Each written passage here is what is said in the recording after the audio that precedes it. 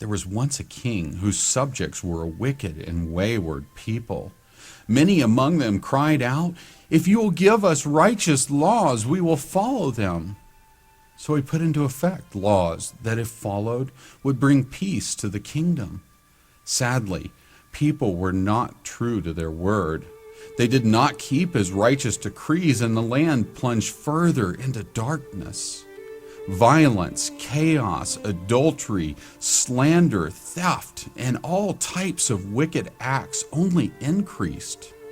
The king was deeply grieved over the hearts of his people. The land spiraled out of control. It was overcome many times by invaders, but the people would not call on their king.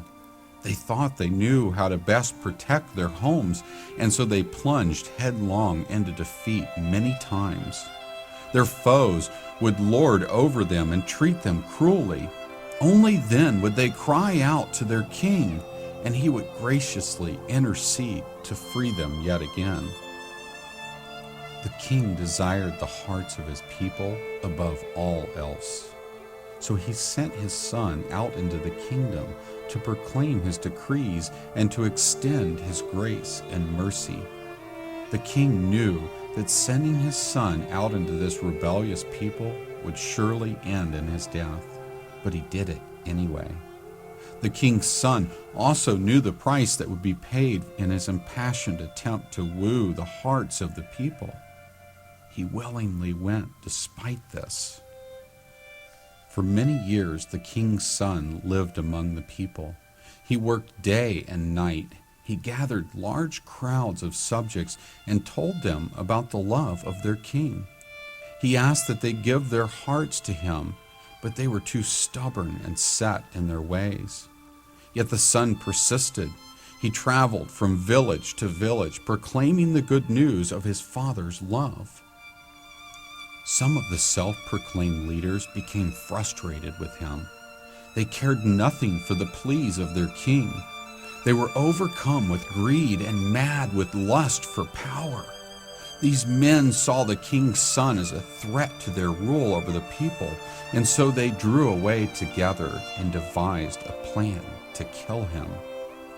The king's son fully understood the plans of these wicked men, and he knew their plots would eventually lead to his death.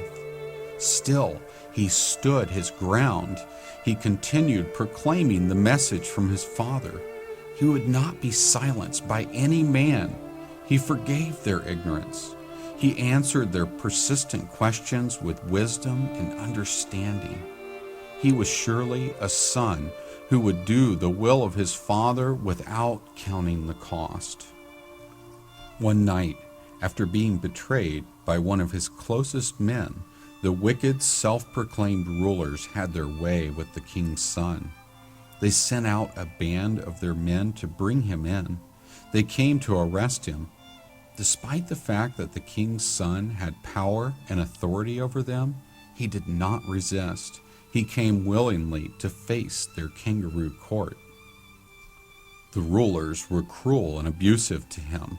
They struck him and even spit on him. It was an absolute outrage, and yet the son did not call upon his father's troops to rescue him. He stood his ground. He knew his mission and his purpose, and he would not back down. There was no doubt as to the intent of these men. They were determined to have him killed. The following day was marked with cruel and unjust treatment of the king's son.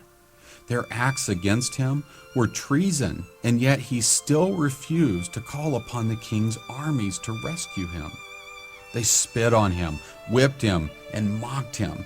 They even pressed down a crown of thorns into his head.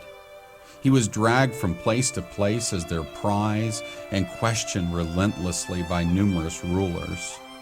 He knew that even his own words could set him free, and so he chose not to answer the questions which would change his destiny. He saw the hearts of the people. He knew their bloodlust. He knew their hatred and malice. He understood that only if he were to lay his life down, could the people be free from these things. So he chose to surrender to the greatest calling his father had ever given him.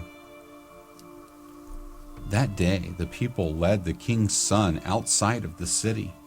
He was so weak, he could barely make it.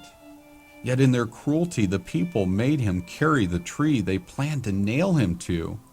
He was bloody, beaten, weak, and exhausted. But his will was not broken. He would finish the work of his father. So it was. They drove nails through his hands and his feet, set the tree into a hole, and then stood back to watch him die. Even as the king's son hung on that tree, people continued mocking him. Their hearts were filled with cruelty and misplaced hatred. He knew that many of their hearts would change because of what was taking place at that very moment. He cried out to the king and asked him to forgive them. As the day wore on, the king's son grew increasingly weak.